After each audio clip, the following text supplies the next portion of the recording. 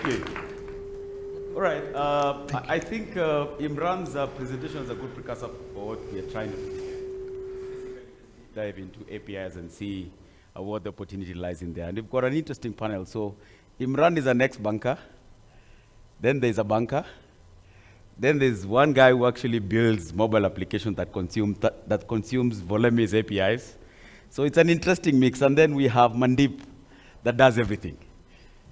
So just to start off, Dennis Volemy, CIO, Equity Bank, please come on stage.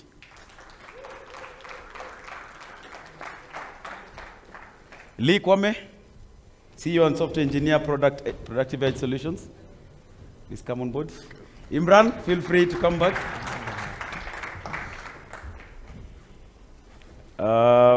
Mandeep, are you here? Good to see you, man. Karibu.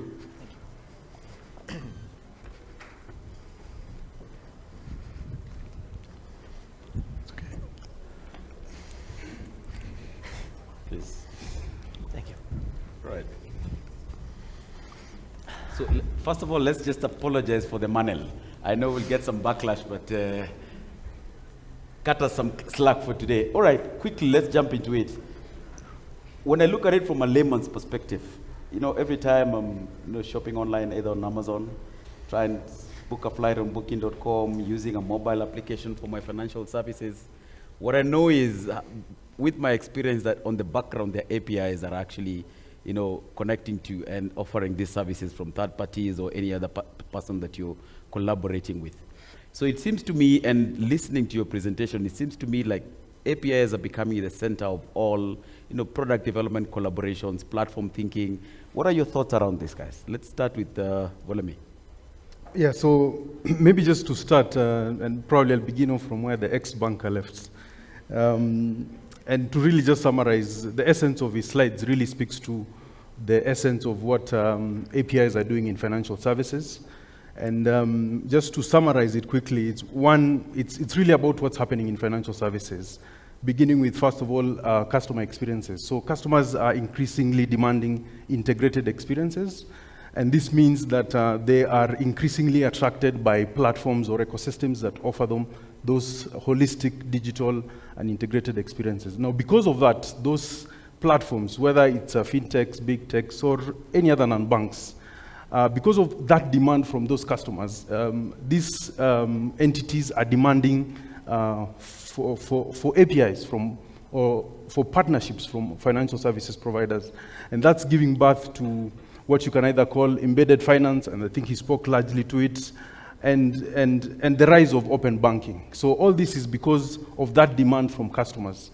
Now, increasingly banks have learned, or financial services players have accepted that this is the reality, this is the direction that customers are taking. So you will see that in most strategy documents for any financial institution, there's either a banking as a service strategy or a strategy related to partnerships with third parties, etc. And because of that, these business verticals within financial institutions are, one, creating capabilities to ensure that those kinds of partnerships are possible, and building increasingly business models around ensuring that these partnerships can work. And it goes beyond payments.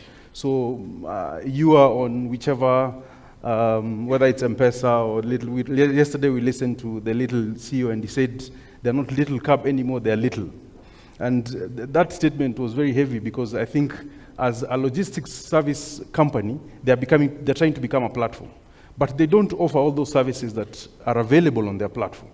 Now, for them to be able to offer those services, they have no choice but to partner with persons who either have the capability or have licenses to offer those services. And that just cuts across, it doesn't just affect payments, it cuts across lending, it cuts across insurance, as you begin to get bundled services or bundled third parties offering embedded insurance products within their value propositions. So in essence, this is what's happening. It's being driven by the customer, and financial institutions are responding by preparing capabilities within these enterprises that are able to ensure that partnerships, whether it's partnerships with telcos, fintechs, or any other third parties are possible. And this is only possible through APIs. Great. Let me come to Mandip. So being one of the larger players that is actually pushing the API conversation, and I'm speaking to you specifically because you look at it broadly, not specifically on financial services only. So where do you see the place of APIs in platform thinking? That's a very interesting question. Many years ago, way back in 2011, when I worked for Airtel, one of my jobs was to build the API infrastructure, and I was talking to companies like Intel. This is way back in 2012, and I still remember even today, presenting to the senior directors. One of Intel's slides was like, APIs are the future, right? And we were pitching the fact that everyone will need an API for something, right? Whether it's to top up credit on a SIM, whether it's to look at the geolocation of where a SIM is, etc. Today, many companies all around the world are not only interconnecting to APIs, but they're also providing APIs. A prime example, FinServe. Many years ago when FinServe came up with a Jenga API, amazing, right? Today, the company I work for, Aquant, their prime business model is a single unified API that does everything in the identity management space. You can do digital onboarding, you can do sanction screening, you can do fraud prevention, transaction monitoring. Everything is available today in a single API, right? I've met banks, I've met healthcare companies, I'm meeting some insurance companies tomorrow. They're all interested in APIs, right? Now, I don't believe there's any single company that has every single possible API. It's all about mashing APIs together. This is what Intel we used to talk about. Mashing, right? There were some banks I met in Nigeria, and the previous panelist was talking about BVN. There's an API accessible in Nigeria where you can do a BVN check, right? You can complement that with other checks. In banking, they're beginning to look at APIs, but it is complicated. But I'm even talking to banks because they're going into that transformation, and they're looking for identity management APIs or transaction monitoring. So our business with Aquant covers any use case, any vertical, any industry. Today, if you go to the US and you hire a car and you go to Hertz, they will do an API check on your driving license, confirm that this is really you. They'll do a face match and confirm that your face is matching that document and that document is unaltered, right? Hertz is one example. We have blockchain companies. Cardano, the third biggest one, have signed, and they're using our API for identity management. So yeah, I'll stop there. Interesting. I'll come back to you, Imran, and you'll speak to us about how financial services institutions can start on the journey of creating their APIs and APIs gateway. But before that, here's an API gateway. He builds APIs. He's a consumer of APIs. So Lee, tell us, from a consumer perspective, how do you interpret this whole conversation around APIs being at the center of every other product that we're building today? I think it's cool, and I want to piggyback on what Imran, his presentation, because one of the things that he highlighted in one of his slides was the era that many companies are in the SOAP, service-oriented architecture, which many companies are still at right now. And that's a very old protocol that companies are still using right now to exchange data. But I think we are now going to that era where we need to transform architectures and to be able to provide APIs to provide different kind of data. So I want to actually talk about also what some of the pain points I've encountered while consuming these APIs, and just giving a highlight to some of the issues I encounter. So one of the big pain points I've come across while integrating APIs is just really having a good documentation. So you'll find that there's a company that wants to expose APIs, but they don't document it very well. And this brings a very interesting topic about technical writers, for example, where it's good to think about having a technical writer in your team, because APIs documentation have to be up to date to the T, so that any change made, whether it's a versioning or anything, can be explained to the people who integrate into those APIs. And then the other things that I want to talk about also is just the things that also Imran mentioned is performance. One of the other gentlemen earlier in the panel talked about data structure and how you need to structure data well so that you can be able to expose it, because that also affects the performance. And as a consumer of APIs right now, I've come across issues where you have APIs that are not, they're very poorly built, because in fact the data behind is not well structured, and therefore it affects the performance of the apps or whatever is consuming that API. And then of course availability as well, like you mentioned. There could be some APIs built on-prem which might not give you the best performance or being available to the extent they need to be. So you can find sometimes, like even this cloud discussion, or maybe putting some data sets in the cloud, building APIs around them to be able to give you that performance you want, to give you basically the customer experience of the people using the apps, consuming that data. I think that element of being highly available is very important. And then even also the other thing that I think what's also interesting, I think for companies that are building APIs, is to provide environments for integrators to test those APIs. A classic problem you find that you have companies that provide APIs only for production, but we also need an environment to test, like a developer environment or a staging environment, so we can test everything before pushing it live to now our consumers and customers. Just a quick follow-up to that. Yeah. Do you think there's an opportunity for us to sort of standardize how we either build or provide these APIs, especially in very specific sectors like financial services? Because you'll find that we've done a lot of integration with banks, with Imran back in the day at I&M and many other banks, but you find there's a lot of differences here and there, but the services that we're looking for are similar. Right. So do you think there's an opportunity for us to standardize this? I think there should be. It's just because look, for example, one good example I give people is several years ago the World Bank team came to the iHub, and they basically told us about the World Bank API. I usually tell people that is a very good reference to look at the World Bank API. Just Google them, because they provide all kinds of data sets and APIs in different formats, data formats, because you cannot assume that whoever is integrating with your API will only use the format that you're exposing to them, right? So I use the World Bank API as a good reference, just as a baseline, because they give you very well documented APIs with different formats up to the T. Of if there's any versioning changes, they'll explain that and they'll update that. So yes, I think there could be a good standard to follow, especially in the financial space. Interesting. Yeah. Now, back to you, Imran. You were in the banking industry, got out for some reason, now at FinCense, telling us about updated technology.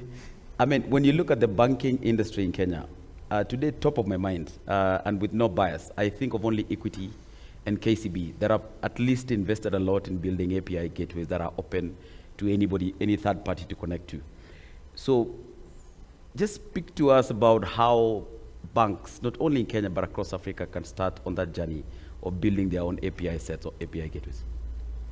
Thank you. I think having gotten both the worlds, being in banking, seeing all the challenges in banks, and being out there to try and help them, I can probably summarize to three things. The first is the mindset. If the organizations, at top level, the mindset has not been changed, you at the tech level can do so much, but you will not be able to succeed. So if the mindset change is there and it comes from the top level, the C level down, you will have a better, adaptability to new technology. The second one is skill set. In skill set, we need to bring up talent. Okay, talent in various ways. Talent in-house. We know there's a huge crunch of talent in-house, but also to work with partners who are talented in specific niche to provide you that edge to move faster. Okay, so that was the second one, the skill set. The third one is the tech set. Okay, many people are wondering and have no clue. So for example, in my previous presentation, When people think of integrations, the first thing they go and jump on is to a SOA platform or an ESB platform, not knowing that that is already an outdated tech stack. So there is already a gap of people to understand what is the recent tech stack. And my urge to people in the business is at least get some good non-biased partners or people who could guide you through the journey to adopt. And what I suggest is, instead of going through millions of dollars of investment and bring something and then later on becomes a stack which does not work, or it's not user-friendly, you don't have people to try and understand it and maneuver or keep enhancing it, start small, okay? And there's a huge opportunity around using open source, okay? It's so sad that, companies here fear open source, but the likes of Tesla, NASA, all these big guys going to the moon are all using open source. US Army is using open source on Kubernetes to try and do all its work. So I mean, how more of a system or reliability or security is that to prove to you that open source really works? So I think they need to come out of that fear factor of, will this thing work?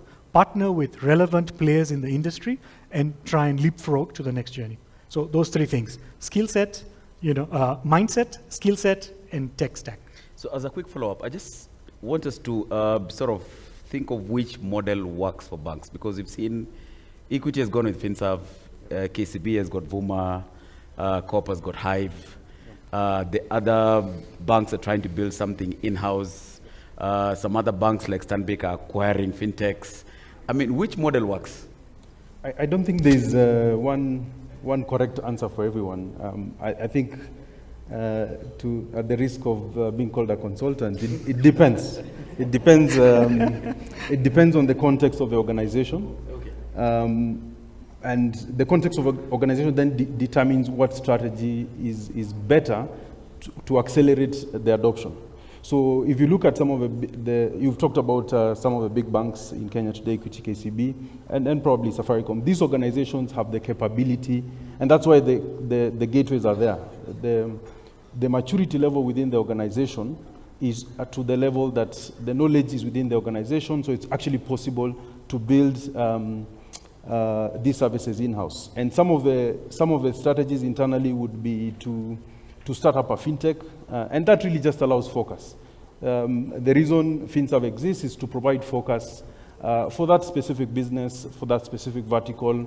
These are guys who do nothing but spend time with merchants and fintechs like yourselves to understand what exactly is it that you're trying to achieve, and they purposely built that. So they've got product managers, they've got business development teams, they've got engineers, they've got a whole business that is focused around running the APIs. In certain banks, like in KCB, have Buni, that's the API gateway. It's not a split off, it's part of a bank, and it's really the strategy. And we actually have a similar strategy in Equity where, depending on the nature of the customer, so let me give you an example. You get, because we don't just deal, APIs are not just consumed by fintechs or big techs, they are even consumed by corporate customers. So you take an example of a corporate customer like Bamburi or KPA. They want to start doing collections for the port. They have capability to call up APIs. KPA is already an Equity Bank customer. KPA is not going to come to a fintech, trust me. They will want to deal with a bank. So that model allows, the direct model where the bank actually offers the APIs directly in the market, allows for such relationships where the profile of a customer is that I will not go to FinServ because I perceive FinServ to be a small entity. I want to deal with the bank. So both models apply. So you've got other models where the entity probably doesn't have the capacity or the investment muscle to build another entity or to even invest in the gateways. So those kinds of entities, you partner. So you get the fintechs that have the drive and the energy to actually build the APIs. You expose internal services to them on a B2B model, and you engage in revenue share. So I think the path and the strategy you take depends on the context of the organization in terms of capability and the investment appetite. Yeah. Interesting. So we've got 10 minutes left. I'd like us to use 5 minutes to debate something that I'll just create, and 5 minutes to allow the audience to ask us questions. So many have argued that Africa is a huge potential market for people out there to tap into in terms of financial services. But we very well know, as much as we are 1.2 billion people, we are highly fragmented. Yep. Yeah?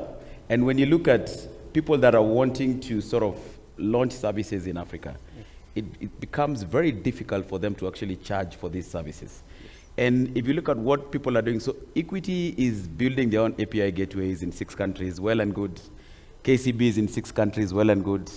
M-Pesa has got 50 million customers, well and good. Somebody else, Cellulant, is operating across 14 countries, well and good. But you find everybody's building a silo. It's like everybody's ring fencing their own, platform. So my question then is, how can we harness the potential of the African demographic by providing a single interface into Africa?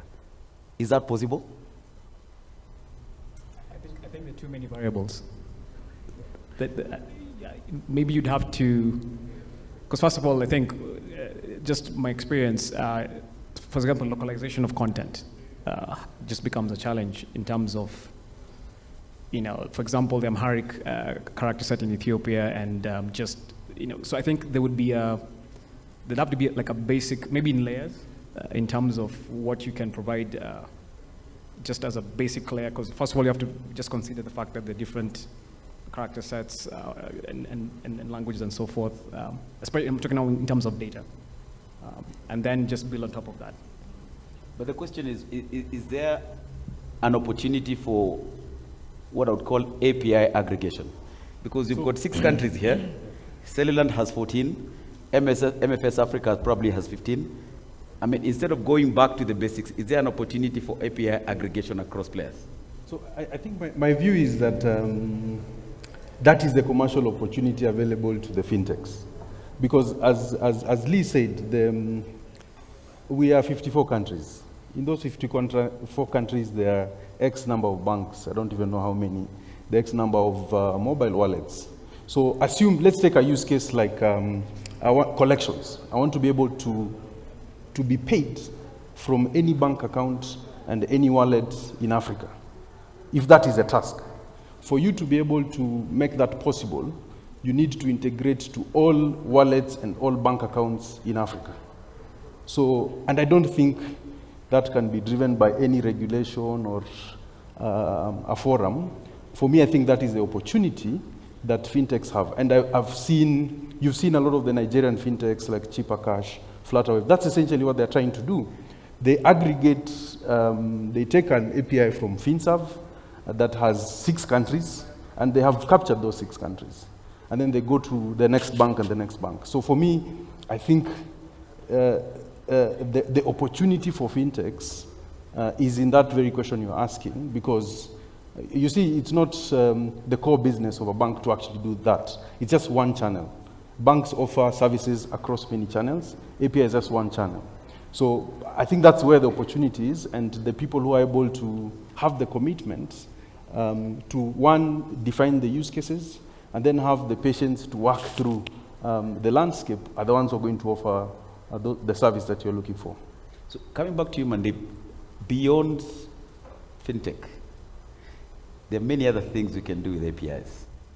So speak to us about this. How can we be able to leverage APIs in other traditional industries, agriculture, health? The other day I was having a conversation with somebody who was talking about health information exchange. How can you democratize patient information, for example? Yeah. So just speak to how we can be able sort of just to use the API conversation across multiple sectors of the economy. Before I answer that, I'd love to resonate and echo the sentiments. I think there's a massive opportunity to, aggregate. I was thinking about it earlier when Imran was presenting. Like, an international company in Africa, for example, they want to receive payments from any mobile money or any card or whatever, right? Who would they go to? Would they connect to Safaricom, Equity, MTN, Airtel Money? No, they would go to, the players that are interconnected, the Cellulants, the Flutterwaves, etc. So that way that they spend less time from an integration perspective. Similarly, if you look at other industries, okay, within the umbrella of fintech, insurance, for example, if an APIs will be and I've been an investor in a microinsurance company a few years ago. It would have been great to, if you have an accident or you require service, it's automated, right?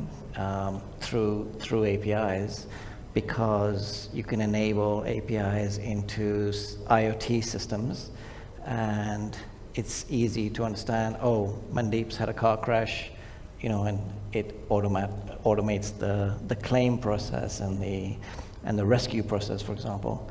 So honestly, what Intel said way back in 2011, APIs are still the future, right? And the opportunities in Africa are to try and bring and really standardize is definitely, because even with customers at Aquant, implementing our API, which is very extensive, can take anywhere from 2 weeks to, in some cases, 6 months.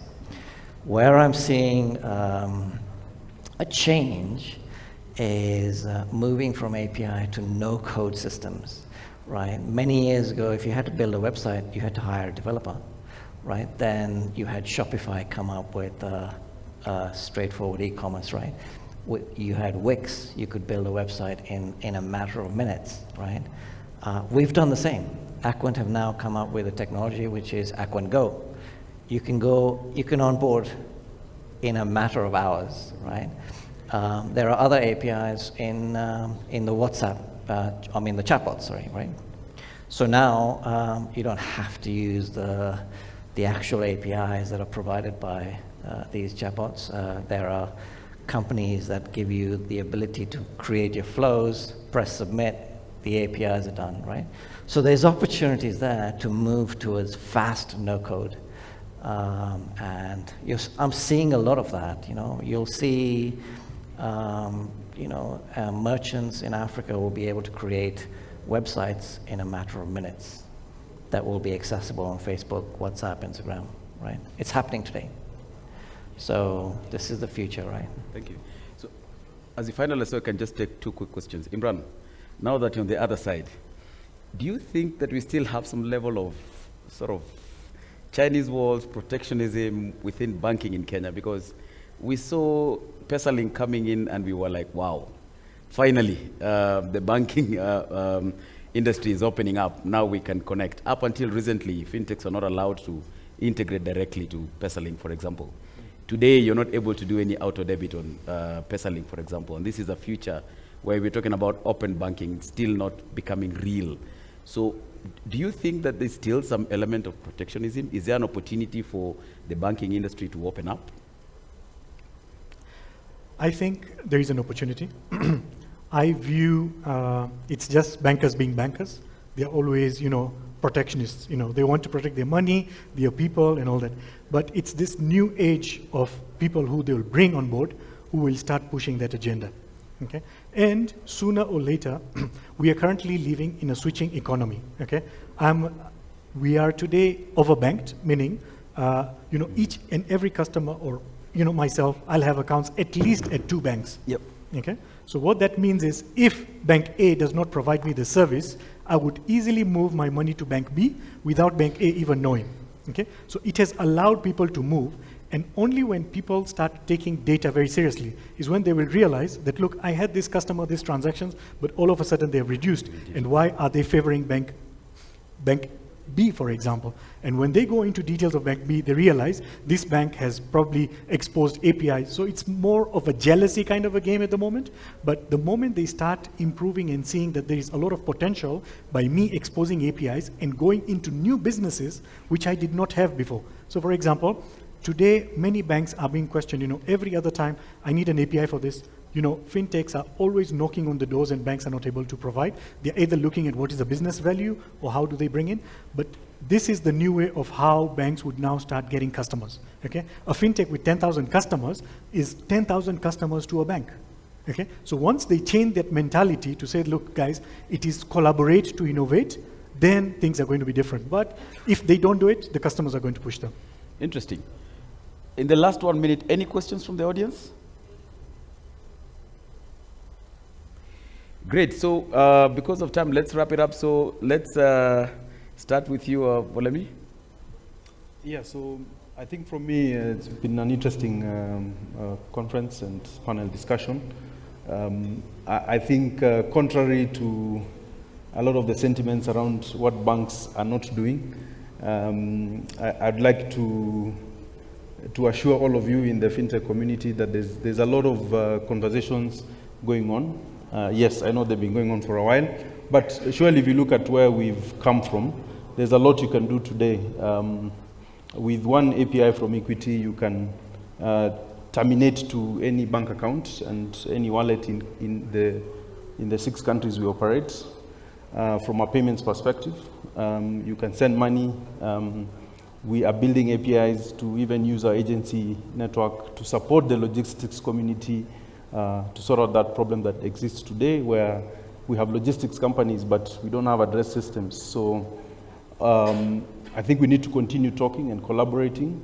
You continue to see a lot of competition, both in the banking sector and a lot of collaborations. As at Equity, we're open for partnership, so feel free to reach out. My FinServ colleagues at the back, feel free to reach out and we'll see how to support you. Thank you. I think we've got one question there, please. Thank you very much. My name is Shalom Onibe. I'm part of a cybersecurity company called Protec. I just want to ask a niche question on security. Between December 2021 and March 2022, there seems to have been an increase in API attacks. I couldn't miss this opportunity to ask this level of decision makers on this. As much as we are thinking of expanding into businesses, what iterative processes or agile processes are you taking, or are you considering or doing to ensure API security is taken care of? And just to give context, December 2020, there was an average of 2.7 million API attacks. December 2021, we're looking at over 28 million API attacks. That's just to give context. So any suggestions or anything that you've done in the past that seems to work for fintechs or for companies who want to adopt the API strategy? Thank you. Well, from a mobile applications perspective, because I build a lot of mobile apps, and in the recent past, we've had bank apps that have been hacked and have been vulnerable. I think one of the things that at least have been part of is to, SSL pinning is one of the things that has become a common thing for integrating into apps to prevent man-in-the-middle attacks.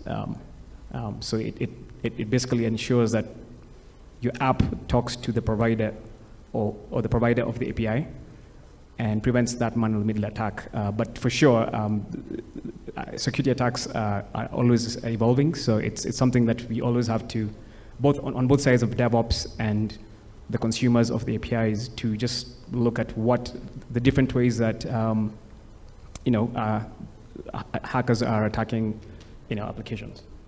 So from mobile apps, I think SSL pinning is one of the things that I would suggest to consider if you're building apps consuming APIs.